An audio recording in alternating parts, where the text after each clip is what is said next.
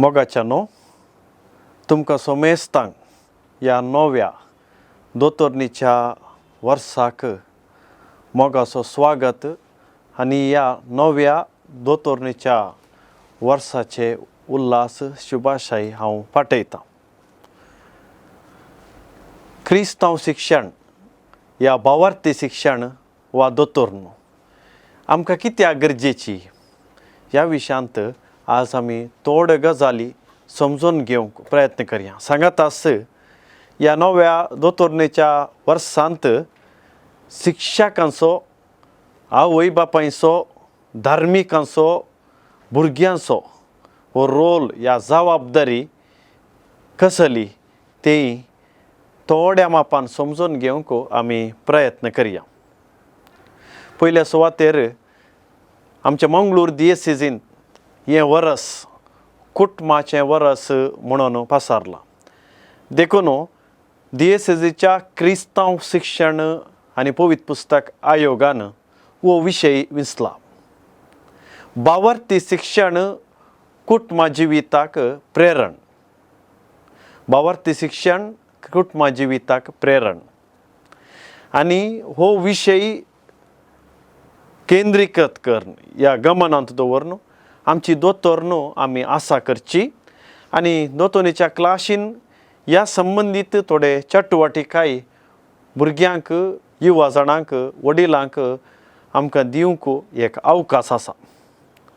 तर दोतोरनो ह्या क्रिस्तांव शिक्षण प्रस्तुत काळार म्हत्वाची आनी गरजेची कित्या खातीर? ह्या दिसांनी आमच्या परिसरांत ह्या आमच्या समाजांत थोडी अव्यवस्था आमी पळयता. विशेश करून कुटुंबा जिवितांत 2 वर्गाची कुटुंबां आमकां दिसून येतात समाज विश्लेशण करतना. थोडी कुटुंबां भावार्थांत वाडावळ जाल्लीं आनी वाडोवन आसलीं, भावार्थांत गूण जाल्लेलीं, धैर्यान आसलीं, बरवसो जिवाळ आसलीं, मोगान जियोवची, सुदारसून जियोवची, बोगसून जियोवची, देवासपणाची कुटुंबां, मोगाळी कुटुंबां, देवबिरांतेची कुटुंबां आमकां दिसून येतात. आनी एका कुशीन घुस्पडिल्लीं कुटुंबां, संबंद एकामेकाचो संबंद नातिल्लीं, मोग बोगसाणें नातिल्लीं, शुल्लक कारणा खातीर झगडें, राग, मोसोर, मानास्ताप आशिल्लीं कुटुंबां, अशें काळोखाच्या वातावरणांत, भियाच्या वातावरणांत आसलेलीं कुटुंबां आमकां दिसून येतात.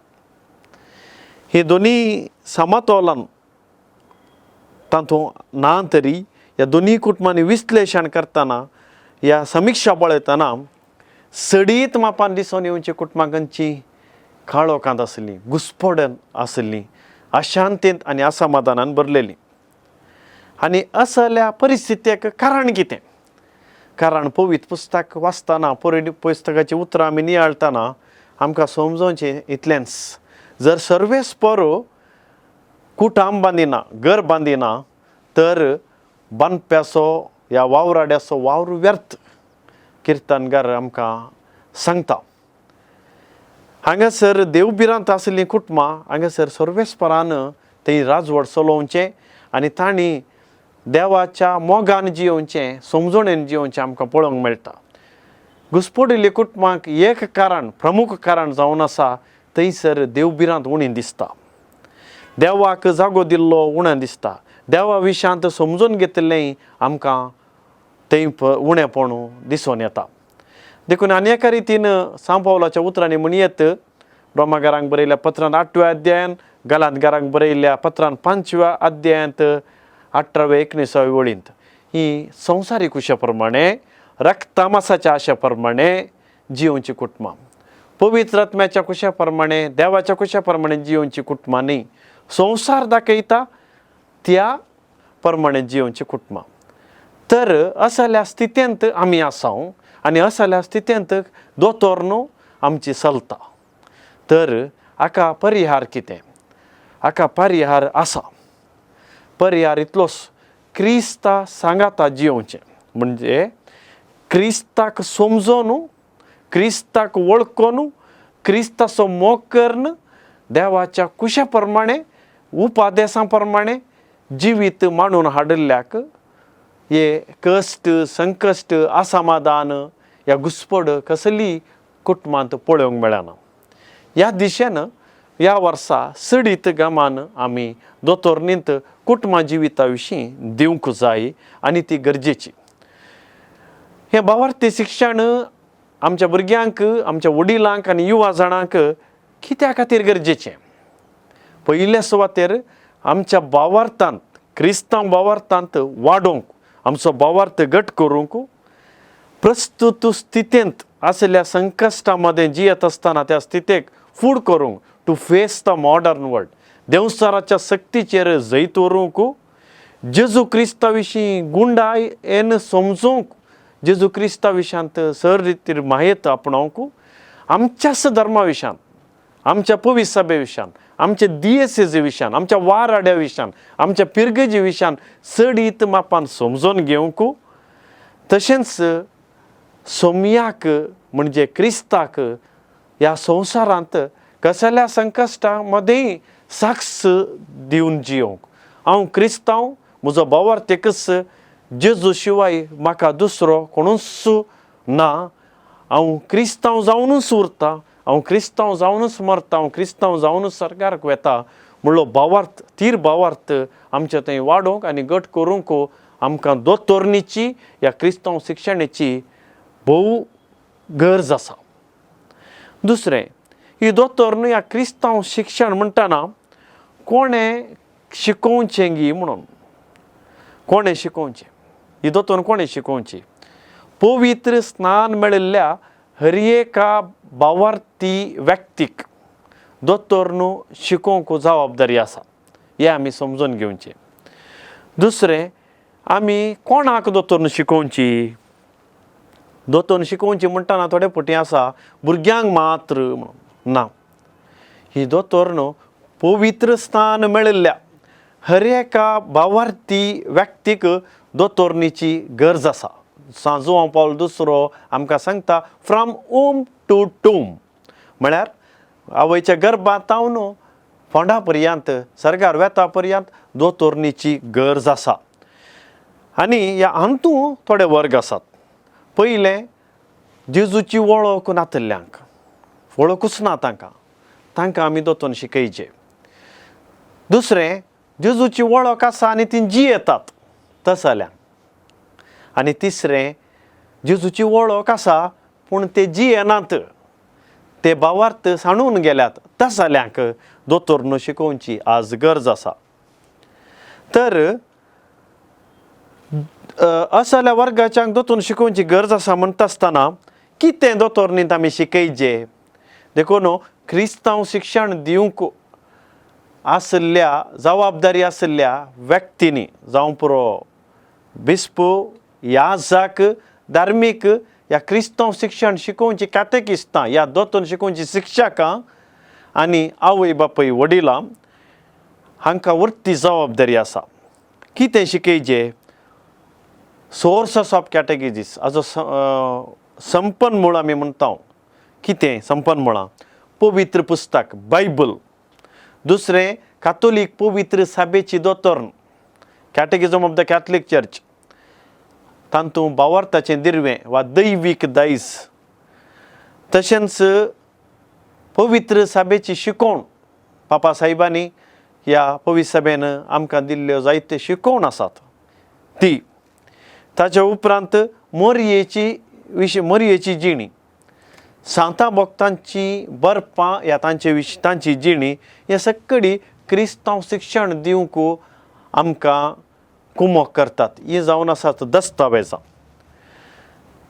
कशें शिकोवचें गी म्हणून येदोळ पर्यंत आमच्या मतींत आसा आमी पाटा बूक उक्तो करचो भुरग्यांक दोतोन शिकोवची आनी तांणी नोट्स बुकांत प्रश्ने ह्या सवालांक जापी मार्क करच्यो परिक्षेंत बरोवचें मार्क्स मेळ्ळे भोवमानां दिवची दोतोरन जाली ना हाका दोतोरन म्हणनात. पवित्र सभा कितें शिकयता 3 हंतांनी ही दोतोरन आमी शिकयत जाय. पयलें हेड लेवल इंटलेक्च्युअल ह्या तकलेच्या हंतार. दुसरें कितें शिकयलां तुवें तें काळजांत तांणी अनुभव करचें बोगा जाय बोगणां फिलींग लेवल, हार्ट लेवल. तिसरें कितें समजून घेतलां राजांव आसा आनी तें काळजा भितर रिगलां त्या व्यक्तीन हातांत कार्यांनी करून दाखयचें, हँड लेवल. देखून दोतोर न्हू 3 संगतींनी 3 हंतांनी ती आटापता, हेड, हार्ट आनी हँड. हें आमी समजून घेवचें. कित्याक क्रिस्तांव शिक्षण हेर सेक्युलर विज्ञाना या मॅथ्स या सोशल सायन्स हाचे बरी न्हय तें. ही दोतोर न्हू एक भावार्थाचें शिकप आनी तो भावार्थ गरजेचो, फेथ गरजेचो. देखून उरिल्ले क्लासी केल्ले बरी ही दोतोर न्हू करूंक जायना म्हणून याजकांनी, धार्मिकांनी, शिक्षकांनी, वडिलांनी जरूर रितीन समजोंक जाय. हाची गजाल विंगडच खंयसर दोतोन शिकोवची. दोतोन शिकोवंक इस्कालाचें बिल्डींग्स जायचें म्हणून ना. दोतोर न्हू खंयसरी शिकयव्यात. खंय तुका परिसरांत जागो आसा या आकाशा पंदा खंयसरी शिकयव्यात. देखून 3 वर्ग आसात, फॉर्मल, इनफॉर्मल, नॉन फॉर्मल म्हणून. फॉर्मल म्हळ्यार आमी आयताराची दोतोन एका क्लास रुमांत या हॉलांत इगर्जेंत या थोड्या जाग्यांनी आमी घेता. ते एक वेवस्था आसा. इनफॉर्मल म्हळ्यार ताका वेवस्था ना. नॉन फॉर्मल म्हळ्यार खंयचो एक अवकाश मेळटाना, जावं पुरो रेतीर, जावं पुरो एक काजार, जावं पुरो रोसू त्या जाग्यांनी. रुखामळाय दोतोन शिकयत. थोडे फावटी बस स्टँडांत शिकयचें पडटा, थोडे फावटी शहरांत या खंय जाग्यांनी गेल्ले कडेन परिसरांत आमी थंयसर दोतोन शिकयचें पडटा. दोतोर न्ही असो तसो जागो म्हणून ना, पूण सगळ्यांनी दोतोर न्हू आमी विविध हंतांनी विविध रुपांनी शिकोवंक साध्य आसा म्हणटा कातोलीक पवित्र सभेची शिकोवण. तर दोतोर न्हू शिकयल्या उपरांत शिक्षकांनो, वडिलांनो, धार्मिकांनो, याजकांनो उडासान दवरा जबाबदारी आसली. दोतोन शिकयल्या उपरांत कितें सकट आमकां पळोवंक मेळचें. सांजू पावल दुसरो आमकां ह्या दोतोरनीची डिरेक्टरी दिल्ल्यांत तो म्हणटा जनरल डिरेक्टरी फॉर कॅटेकिजीस. तो आमकां स्पश्ट करता ही दोतोर न्हू शिकयल्ले वरवीं आतां हांव दोतोन शिकयतां त्या भुरग्यां थंय या त्या वडिलां थंय कितें बदलावण जायचें. ती बदलावणगी म्हळ्यार पयलें त्या व्यक्ती थंय भावार्थाची समजोणी ह्या जाणवाय, पवित्र पुस्तकाची जाणवाय आसाचे. दुसरें त्या व्यक्तीक मागोवंक कळाचें, मागणें करूंक कळाचें. एक ल्हानशें मागणें शिकय, त्या भुरग्यान मागणें शिकयचें कळाचें. तिसरें एक बरें कुटुंब जिवीत जियोंक आवय बापूय भुरग्यां सांगाता मोगान, मोगसाण्याच्या स्पिरितान, सेवेच्या स्पिरितान जियोंक तांणी शिकाचें. आनी चवथें देवस्तुतेच्या आचरणांनी, साक्रामेंताच्या आचरणांनी संपूर्ण क्रियाळ समजणेन, भावार्थान आनी मोगान तें आचरण करूंक ताणें शिकायचें. कशें आज जोडचें कित्याक, बसचें कित्याक, उबें रावचें कित्याक, कंतारां म्हणचें कित्याक, मागणी म्हणचें कित्याक. ते गॉड एक्सपिरियन्स, देवाचो अनुभव तांकां जायचे. हें आमी दोतोनीन शिकयले वरवीं तांचें थंय परिवर्तन दिसूंक पळोवंक मेळाचें. तितलें मात न्ही, ताच्या नैतीक जिवितांत बदलावण जायचें. जर तो रेदोळ तो फोटी मारता आनी म्हणी ताणें सत उलोवंक शिकायचें. जर तर तो ताचें नर्तें बरें ना तें बरें जायचें. जर तर तो सोरपणां करता ताणें सोरचें सोडिचें. वायट संवयांक बली जाला ताची जिणेक परिवर्तन जायचें. असलें प्रेरण दोतोन शिकयले वरवीं जायचें. आनी निमाणें एक सेवेचो मिशनरी व्यक्ती ताणें जायचें. मिशनरी म्हळ्यार ह्या धार्मीक या कोणी मिसांव गांवांत आसलो मात्र मिशनरी न्ही, हर एकलो भावार्थी मिशनरी, सेवेचो, दान धर्म करचो, आनी एकल्या विशयांत चिंतचो, खंय तुस्को आसचो, दुर्बळांचो मोग आसचो व्यक्ती आसची व्यक्ती ताणें जावंक जाय. अशें संगती, लक्षणां ह्या दोतोर न्हू शिकिल्ल्या व्यक्ती थंय पळोवंक मेळोंक जाय. जर तातूंत एक लक्षणी पळोवंक मेळना या सवांत एक उणें आसा जाल्यार पापा सांजू पावल दुसरो म्हणटा it is faith formation is incomplete. तुवें शिकयली दोतोर संपूर्ण न्हय म्हणून स्पश्ट सांगता. तर दोतोर न्हू खंयच्या वर्गांनी आमी शिकोवची. There are different levels of catechesis. फकत भुरग्यांक मात्र न्हय, आवयच्या गर्भांत आसतना आवय बापायक दोतोर नासा. प्री बॅप्टिजमल कॅटेकिजीस ताका म्हणटात आनी इन्फंट कॅटेकिजीस. आवय बापायन तांची जबाबदारी भावार्थाची भुरग्याक जल्म दिवच्या पयलेंत समजून घेवंक आसा. देखून हें काम संबंदीत जाल्ल्या ह्या जाकांनी शिकोवच्या दोतोर शिकोवच्या शिक्षकांनी करूंक आसा. दुसरें जावन आसा भुरग्यांची दोतोर आनी तिसरें जावन आसा परिपिकायक या एडॉलसंट म्हणटा पावल्ल्यांची हायस्कूल वर्गांत आसल्ल्यांची टिनेजर्स तांची दोतोर. तांचे समस्ये दुसरेच आसतात भावार्थाचे. तांकां त्या भावार्थाच्या समस्यांक स्पंदन करूंक दोतोर करूंक आसा. उपरांत आसचे युवा जाणांची दोतोर PUC डिग्री. ताजे उपरांत काजर जावन सुरविल्लीं वर्सां ते युवा जाणस तरणाटे तांकां UCAT यूथ कॅटेकिझम ऑफ द कॅथोलीक चर्च असली दोतोर नासा. ताचे उपरांत वडिलांकी दोतोर नासा. व्हडांचें क्रिस्तांव शिक्षण. ह्या खातीर आयतारा देवाचें उतर परगडतना ताचो विवर दिवच्या सांगाता भावार्थी वाडावळी विशांती ह्या याजकान त्या पवित्र सभेक त्या स्थळी पवित्र सभेक दोतोरन शिकोवंक आसा. ह्या रितीन ही दोतोरन म्हणटात. रेतिरे मुखांतर वाडा जमते मुखांतर ह्या हेर संघटना आसात थंयसर ही दोतोर चलता. हाकाय गमान दिवंक आसा. ताचे उपरांत आमची प्रायवंतां मलगाडी तांकांय एका रितीची दोतोर नासा. तांच्या प्रायेतकीत तांणी कशें भावार्थान धैर्यान जियेजय संतोशान जियेजय ह्या विशीं पवित्र पुस्तक कितें शिकयता तेंय तांकां आमी समजोवंक आसा. तशेंच आमी म्हणटा डिफरंटली एबल्ड आंगांत या कुडींत उण आसली मोतींत उण आसली व्यक्ती तांकांय एका रितीची दोतोर नासा. अशें जल्मातावन मरता पर्यंत सर्गार वेता पर्यंत ही दोतोर शिकोवची जबाबदारी आमकां आसा म्हणलें आमी समजून घेवचें.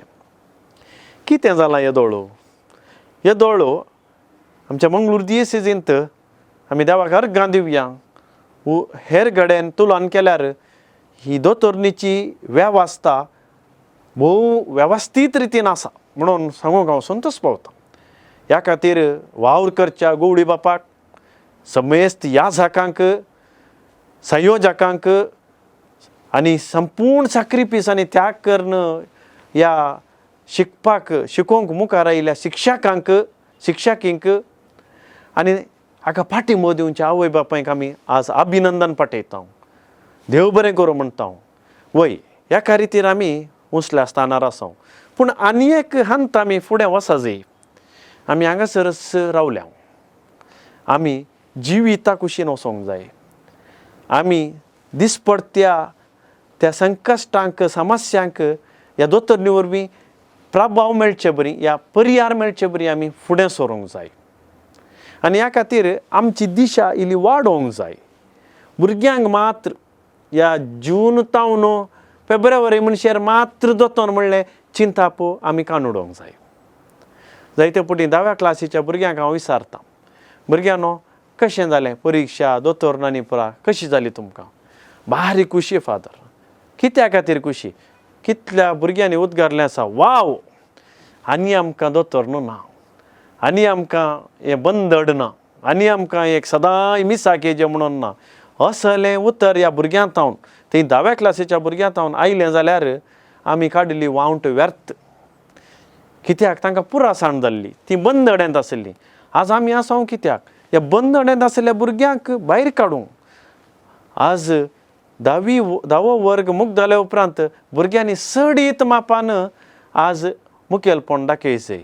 देखीक ह्या दिसांनी PUCचीं भुरगीं डिग्री करचीं भुरगीं इंजिनियरींग ह्या प्रोफेशनल कोर्साक गेल्लीं भुरगीं ह्या विविध शारांनी आमची मंगळूरचीं भुरगीं आसात. जावं पुरो गल्फान जावं पुरो अमेरिकान जावं पुरो ऑस्ट्रेलियान जावं पुरो आमचीं भुरगीं आमच्याच देशाच्या शारान मुंबय चेन्नई या बेंगलोरान जायत्या जाणांक आमी पळयले प्रमाणे ती मिसा कोसनान खुमसार जायनान मागणें तांच्या जिवितान दिसून येना.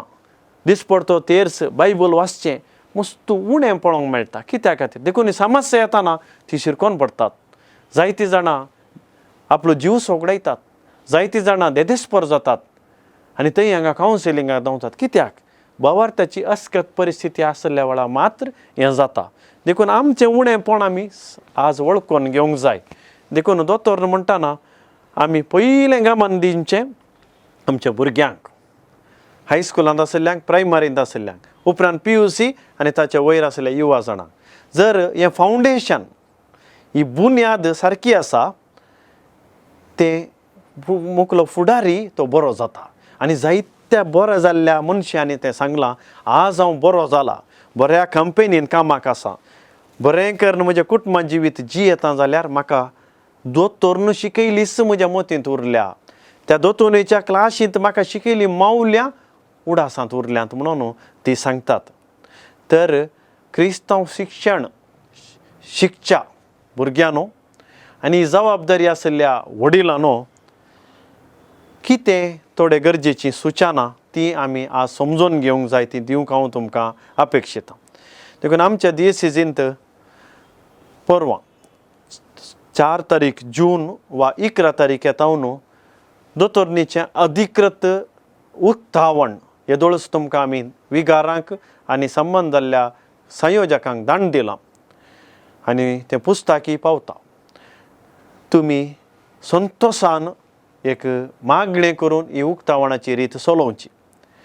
हें उक्तावण करतना गोवळीक मंडळीच्या परिशदेच्या सांद्यांनी जरूर हजर आसा जाय. गोवळीक परिशदेचें प्रमुख काम सुवार्थ प्रगट करचें, भावार्थ प्रगट, उरिल्लीं पुराय कामां उपरांत. देखून सगळ्या गोवळीक मंडळींत हर एका अजेंडांत एक विशय स्पश्ट आसा जाय, दोतोर्न. आमची दोतोर्न कशें चलता? सक्कडी भुरगीं दोतोर्नीक येतात की दोतोर्नीच्यो सहाय्यती गरजेच्यो आमच्या पिरगेजेंत भुरग्यांक मेळ्ळ्यात की, शिक्षकांक मेळ्ळ्यात की म्हणलें चिंताप पयल्या सुवातेर गोवळीक परिशदेच्या सांद्यांनी तें आटय जाय, नियाळ करी जाय आनी जाता तितलें तें साधनां दिवंक प्रयत्न करी जाय. देखून हें पयलें काम. हें उक्तावणा दीस याजकांनी भुरग्यांक आनी वडिलांक ताचो महत्व तुमच्या परिसराक होंदोन तो सांगूंक जाय आनी ह्या विशयान सडीत गमान दिवंक जाय. दुसऱ्या सुवातेर सक्कडी भुरग्यांनी दोतोर्नीक हजर जावंक जाय, मोगान हजर जावंक जाय, वत्ताड्यांनी, कंपल्शनांनी. आनी येता आसतना कितें हाडूंक जाय? टॅक्स्ट बूक सक्कडी भुरग्यां थंय जावं पुरो इस्कॉलान मावल्या शिक्षणाक, जावं पुरो इगर्जींत दोतोर्न आसूंक जाय. थोड्यांच्या मतींत आसा पुस्तकाक मोल चड जालें, बायबलाक मोल चड जालें. आमी सारकें चिंतलें जाल्यार भावार्थी संगती सोडून हेर संगतींक, नास जावच्या संगतींक कितले पयशे करचिता?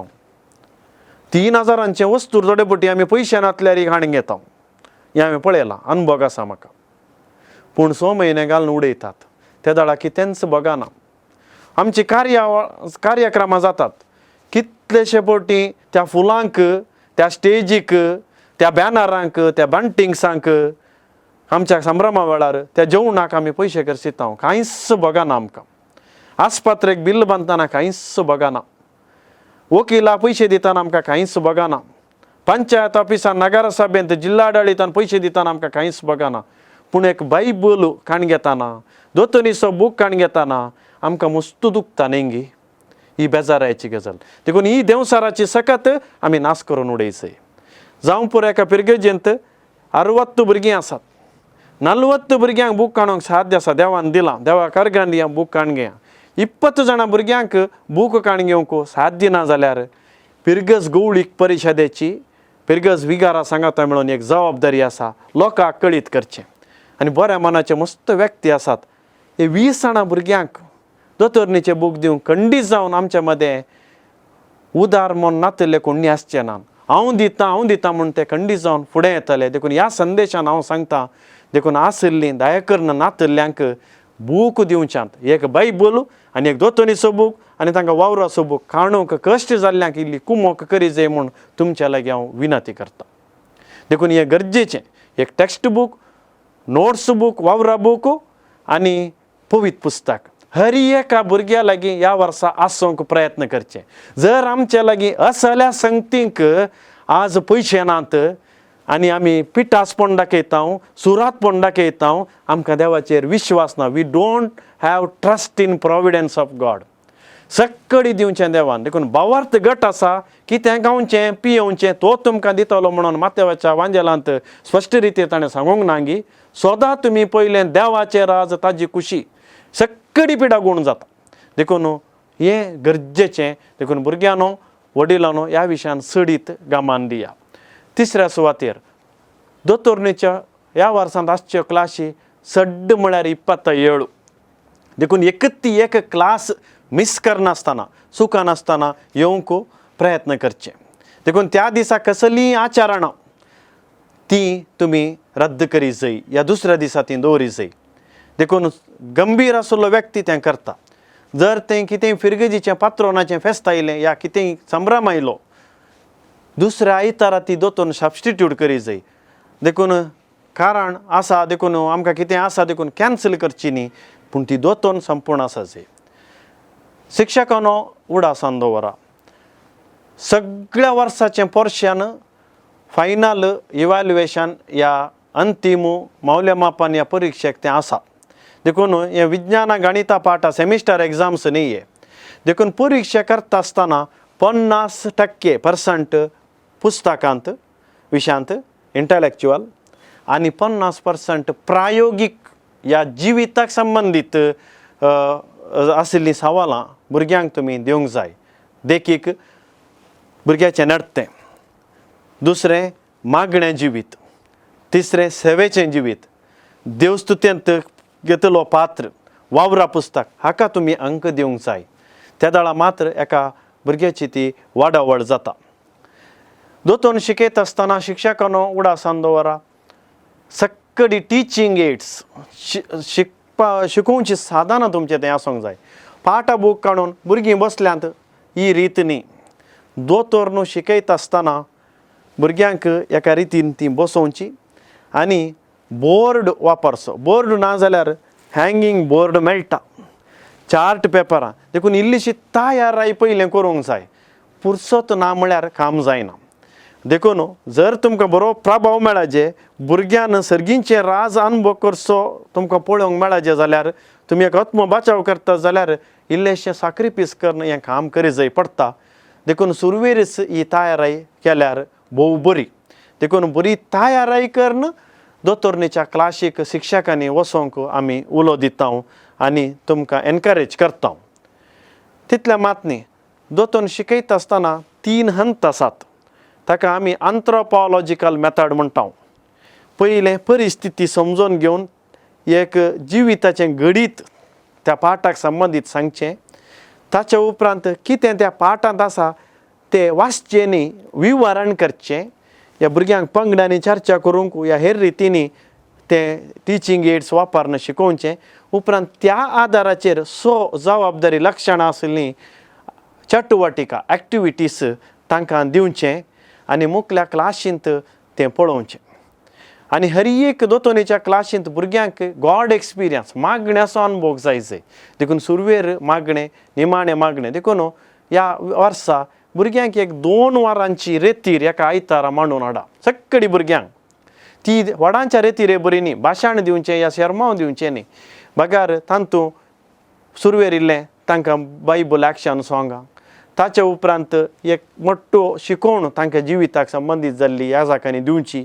ताजे उपरांत तांकां मीस सक्रामेंताचें आराधन, मागण्याक तांकां उत्तेजन दिया. हर एका दोतोनेच्या क्लासीन आवय बापायनो भुरग्यांनो, तुमी घरांत आनी क्लासींत हें पळोवन काण घेवंक जाय. भुरग्यांनी सदांय 15 मिनिटां बायबल वाचचें. मस्त भुरगीं बायबल वाचिनात. हर एका दिसा भुरग्यांनी एक 15 मिनिटां पण बायबल वाचचो. सदांय तेर्स म्हणचो कुटुंबांत ह्या वैयक्तीक रितीन. तशेंच बायबल वाचूंक येना जाल्यार खंयची भासी जाता तो बरोवंकय ताणें शिकचें. थोडीं बायबल कोटेशनां बरोवची. एक सांताची जिणी म्हूण एका वर्सांत तांणी शिकोवंक जाय, समजून घेवंक जाय. परिसरा विशयान चडीत गमान दिवंक जाय. एक झाड लावन तें पोसचें, मस्तू रितीन तें साध्य जाता. हे पुरो संगती भुरग्यांनी साद्या रितीर करचे बरी, व्हडले न्ही वेळ आसलो वेळ वापरन तर करचे बरी ते गामानांत घेवंक जाय. देखून एका आवय बापायक तशेंच शिक्षकाक ताका संबंदीत आशिल्ल्या पिरगज याजकांक आनी धार्मिकांक, धार्मीक भयणींक, धार्मीक भावांक प्रथम जबाबदारी आसा. ह्या सगळ्या क्षेत्रांनी आमच्या भुरग्यांनी भावार्थाची वाडवळ देखूंक जाय. तांणी भियोंक नजो, क्रिस्तांव म्हणूंक भियों नजो, कुरीस घालूंक भियों नजो, बापाच्या नांवी पुताचें सामान काडूंक भियों नजो. ही गरजेक आयिल्ल्या वेळार मागणें करूंक तांकां शिकायचें, तुमी शिकयचें आनी तांणी भियों नजो. व्हडल्यान कांतारां म्हणूंक तांणी भियों नजो, वाचपां परगट करूंक तांणी भियों नजो, समाजान सेवा करूंक, दाखल्याक वाटेर वेताना कोणी कश्टांचो आसा ताका कुमक करूंक तांणी भियों नजो, ताका सोडून वचचें न्ही, ताका कुमक करीत. असले पुरो संगती दोतोरनींत आमी हाडूंक जाय. देखून परत तुमच्या लागीं हांव विनंती करतां, देखून हे नवें शैक्षणीक वर्स, कुटुंबाचें वर्स, आमचें दोतोरणेचें वर्स तें भोव फळां भरीत जावच्याक तुमकां हांव चड बरें मागतां. तुमचे पासत आमी सदांच मागतां. आनी तुमकां कसली गरज आसा जाल्यार मंगळ ज्योती केंद्राक तुमी केदाळारी 9 ते 5 वरां भितर सोमारा तावन शनवारा पर्यंत संपर्क करियेत. कितें आमकां साध्य जाता ती साधनां आमी तुमकां दिता. आनी मुखलें शिक्षकांक तरबेती गरज. नव्यान विसून आयिल्ल्या शिक्षकांक जुनाच्या 4 तारखेर मंगळ ज्योतीन सकाळीं 8:30 तावन 3 वरां पर्यंत तरबेती आसा. देखून सक्कड याजकांनी संयोजकांनी ह्या तरबेतीक शिक्षकांक धाडूंक जाय. जर तुमकां अवकाश ना त्या दीस कितेंगी जायना म्हूण जालें जाल्यार वाराड्याचे याजक संयोजक आसात, 12 वाराड्यांनी 12 तरबेत्यो. त्या तरबेतेंत आमी शिकयलें शिकयना, टिचरांक सांगाता येवंक एक अवकाश, सांगाता बसोवन अनुभव वांटूंक, मागणें करूंक. आनी कितें ह्या वर्सा पापसाहेबान ह्या कातोलीक बिस्पा मंडळीच्या क्रिस्तांव शिक्षण आयोगान दिल्ले थोडे सूचना आमकां दिवंक आसतात आनी आमकां तांकां मेळोवंक एक अवकाश जाता. देखून तांणी थंयसर येवंक जाय. देखून तुमच्या मतींत आसूं दी हे तरबेती वेस्ट, टायम वेस्ट न्ही, कोणायकी टायम वेस्ट करूंक हांगासर वेळ ना. देखून हर एकलो वावर करता, तुमी वावर करतात. देखून आमी सांगाता मेळोन ही तरबेती, जर बरी तरबेती आसा जाल्यार चड तीक जाणवाय आपणाल्यान आमी चड ग्रेस्त जाता आनी आमच्या भुरग्यांक वयर हाडूंक आमकां साध्य जाता. देखून ह्या तरबेतीकी तुमी हजर जावचें. हर एका पिरगजेंत एक संयोजक आसोंक जाय आनी त्या लायक संयोजकान सगळ्या वर्साचें योजन आनी मार्चाच्या 30 तारखेर भितर तुमी त्या पिरगजेची वर्दी आमी बुकां मंगळ ज्योती त्या बुकांत दिल्ल्या सर्क्युलरान दिल्ल्या फॉर्मेटा प्रमाणे तयार करची आनी ताच्या उपरांत तुमी ती तुमच्या वाराडो याजक संयोजकाक दांड दिवची आनी वाराडो संयोजक मंगळ ज्योतीक ती दांड दिता. त्या वेळार सगळे दिवसीन दोतोन कशी चलता म्हणलें आमकां समजता. तर ह्या फुडल्या शैक्षणीक वर्साक तुमकां हांव सर बरें मागतां. याजकांक, धार्मिकांक, क्रिस्तांव शिक्षण शिकोवचे शिक्षक शिक्षकींक आनी तशेंच भुरग्यांक सर बरें मागता. तुमकां बरी भलायकी आनी भावार्थांत आमी ग्रेस्त जावंक सांगाता हाताक हात दिवन वावर करया आनी प्रयत्न करया. सोमेस्तांक देव बरें करूं.